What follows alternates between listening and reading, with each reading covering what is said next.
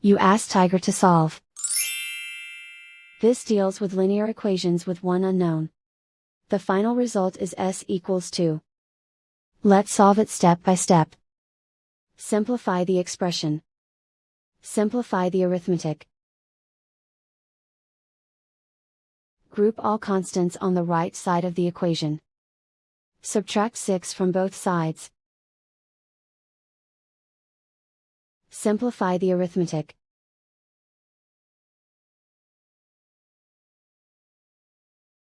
Isolate the x.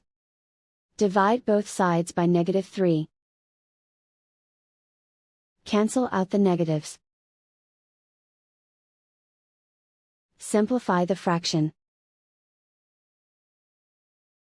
Cancel out the negatives. Find the greatest common factor of the numerator and denominator. Factor out and cancel the greatest common factor. And so the final result is s equals 2.